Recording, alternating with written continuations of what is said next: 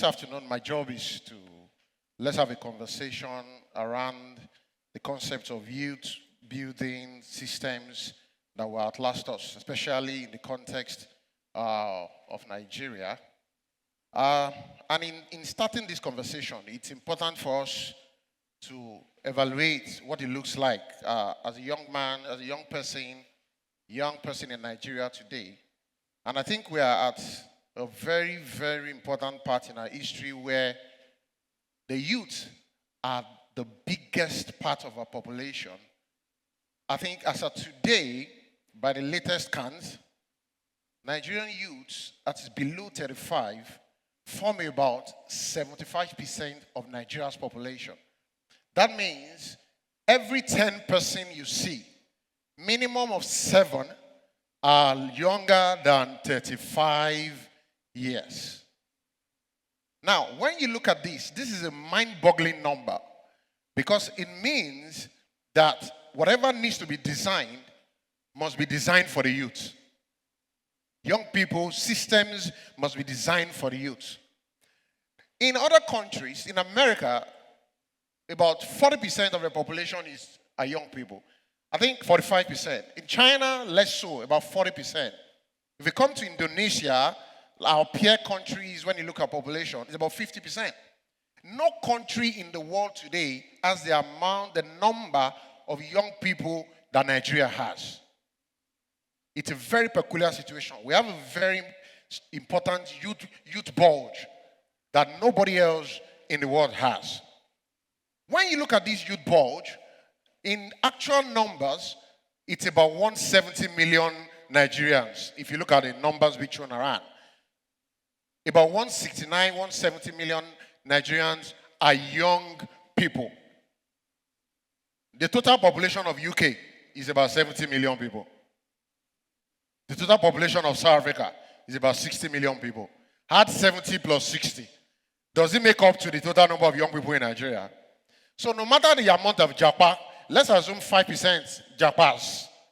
5% of about 170 million comes to maybe around 8 million, 8.5 million. Trust me, no country is accepting 8.5 million Nigerians. So 95% of young people are going to be in this country. They are going nowhere. Trust me, they are going to lock the borders. By the time 2 million Nigerians move across Canada, all the OECD countries, they are going to lock the border. And that's already happening. So it means that systems must be built to accommodate these young people. And nobody else is going to build that. And I'll tell you why. If you look at the ages of the governors today, average is about 59 in my research. For the Senate, it's about 58. The Senate is 1 year younger than the governors. I don't know why. Then the House of Reps, it's about 51 years. So there is a 20 to 25 year gap between those taking decisions and those that are taking the decisions for. So there are 70% of the population can't take a decision. The guys who are taking the decision were educated in 1978. But the guys who are taking decisions for were educated now. So there's a big 20-25 year gap between those who are taking decisions and those who are taking the decisions for. Now, the good news is this. When you look at literacy numbers for Nigeria is about 60-something percent, 61-ish. But for people younger, it's about 81%. But when I looked at the stats for access to education in Nigeria, it's poor. So I was wondering what the difference. And I discovered it's because of the internet. The internet has given access to younger Nigerians to develop literacy independent of the systems that exist. Those are structures, systems that were built to our advantage. Now let's come to wealth. When it comes to wealth distribution, from 0 to, of course, 0 guys don't earn money, they eat money. But from 18 to 35, Oxfam report said that the annual average income for Nigerians below 24 years was 2 million naira per year. But for 65-year-old plus, it came to around 10 million naira per year. So there is a 5x gap between the income earning capacity of young people and older people in Nigeria. So that big gap means nobody is coming to save the youth. Nobody is coming to save them. The youth have to build systems that will be strong and will last. But to build systems, you must recognize what you are building around. You can't just build fancy systems. I see a lot of Nigerian youth try to build for AI, build AI tools. Oh, I'm doing AI or climate change. But Nigeria is generating 5,000 megawatts for 200 million people. I'm not sure Nigerians should be fighting for climate change. But that's a different topic. And I'm not sure I should have said that here. You have to edit that. Right? But what I'm saying is this. Nigerians operate, especially young people, operate at the wavelength of the global system because we have access to the global system. But our realities are domestic and local. I've seen a picture of a guy tweeting abuse. There's this meme on the internet. The guy is in a terrible room with his leg bad. He's on a terrible mattress. I don't know who knows that meme, right? And he's tweeting and abusing the president from there. But it's a reality. Many people are charging their phones to abuse, to tweet from charging points. So it means you can operate at a global level. You must have a local mindset, global standards, but local domestic solutions, systems. So while you are building with a global in mindset, but you're focused on about 200 million people that you need to serve. Very, very important. Number two, you must recognize the cultural limitations in Nigeria, in your local community. In Benin, we have a culture of learned helplessness. The average Nigerian says, oh, no, leave it. It cannot work. No, this can't be done. Just leave it like that. Why are you the one stressing yourself? In fact, your parents will tell you, you want to kill yourself for the country. If you kill yourself for this country, what will happen? But in some other cultures, you see a 25-year-old guy saying, I want to save the world. In fact, many times they come to Africa to save what? The world. So they say, I'm coming to Nigeria to save the world. But the 25-year-old, 35-year-old Nigeria may not have that cultural mindset. So there's a land helplessness that you must build around if you're a builder in Nigeria. Number three, there is a very high level of distrust in the society. Low trust societies don't prosper. High trust society, there is a directly proportional relationship between high trust society and what? Prosperous society. So you employ someone, you can't even trust him to handle some certain things. Your company is not going to grow.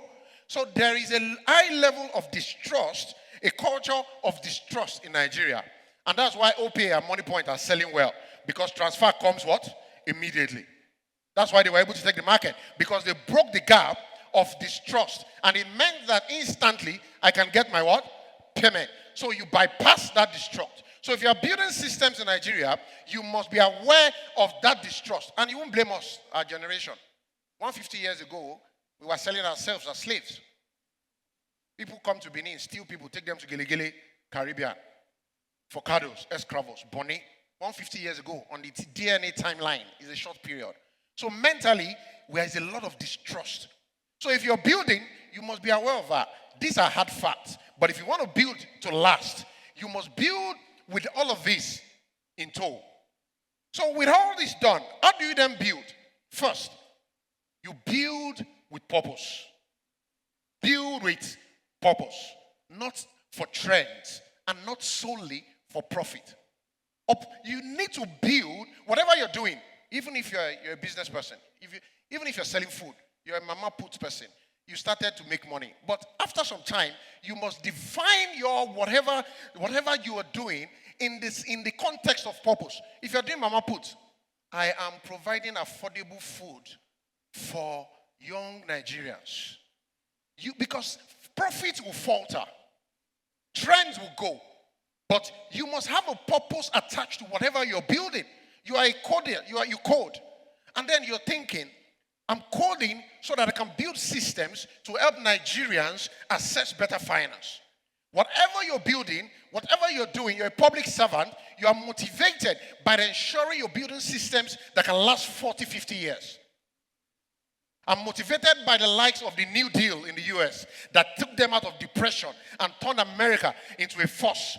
Those are purposeful things that you need to attach to whatever you're doing. Secondly, if you're building to last, you must build with a readiness to take pain. Build with a readiness to take pain. There will be a lot of self-denial.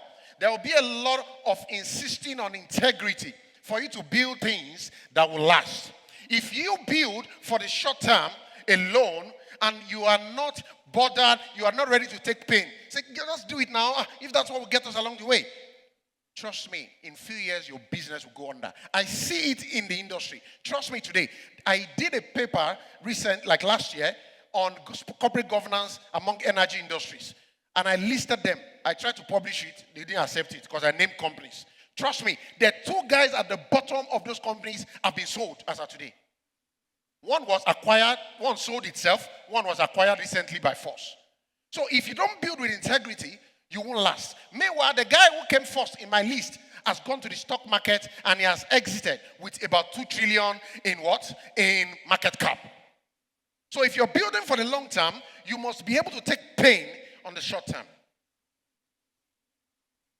Number 3, you must optimize your decisions for the long term. Every decision you take must be optimized for the long time. I used to tell my guys, we're building for the long term. It's very important. The choice of your spouse, if you have acculturized yourself to build for the long term, even the choice of your spouse, it will influence it. Because you are not building, you are not Wycliffe in one of his famous articles, when he was in between the wife and the girlfriend then, he said, I chose the rock over the feather. I'll never forget that quote. I chose the rock over the feather. Because one was the feather, the fun, and then the wife was the rock. It meant they had to optimize and say, man, I have to take a decision. Which one matters to me? So you have to optimize every decision. The partnership, who is your co-founder? This guy, can my values last with him? This business, it affects the way you build structures. If you're building it, if you're a coder, you're a programmer, and you have 2 pathways for a code, and one is a shortcut to build that code. Let's get this thing just done. And one will take you an extra day, but it's replicable. Even if you are not the one that owns the company, you build the one with the longer one because I might need this thing in 6 months' time. Don't let me build short term. Let me build a code that can replicate in 6 months' time. And trust me, in 6 months' time, somebody's going to ask you for that code and you're going to need it. So everything you do, public servant, whatever your job, you must build, optimize every decision you take for the long run. Number 4, you must build collaboratively and with diversity. I told you about distrust in the Nigerian system. And this distrust is perpetuated with injustice. It's perpetuated when people see that there is no diversity in your team. When someone said, let us forget our differences. At Independence, we had a leader that said, let us forget our differences. Another leader said, no, let us understand our differences and manage them. If you're going to build to last, you must ensure that you constrain that primal instinct to only have those who are in your team, those who speak like you, those who look like you, to build together. You must build from people who are far away, people who are close to you. You must build systems that can outlast you to make sure that you have strong diversity in your company and trust people who don't talk, look like you, or don't come from a local government area. Because trust me, there is discrimination everywhere, even up to the smallest level. Number 5, build people because you might not be there forever. Building people is very important so much that, but the biggest part of building people is this. You build people and indoctrinate them. Whatever you're doing, you are intentional about indoctrinating them with the global picture, with the big picture, with the ideas, with purpose. You are not just building and say, okay, no. But you're building and indoctrinating them, selling the dream.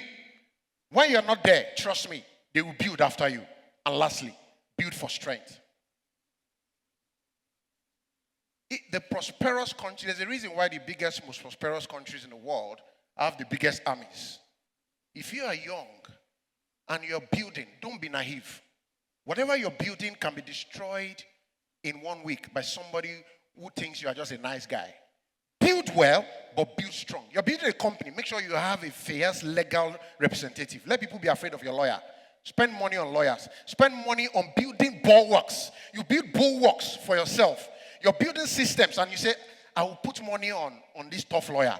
I need a tough lawyer. You're building systems and you build frameworks that can survive attacks. When you build with that in mind, trust me, your systems, whatever you're building, is going to outlast you. Thank you so much, everybody.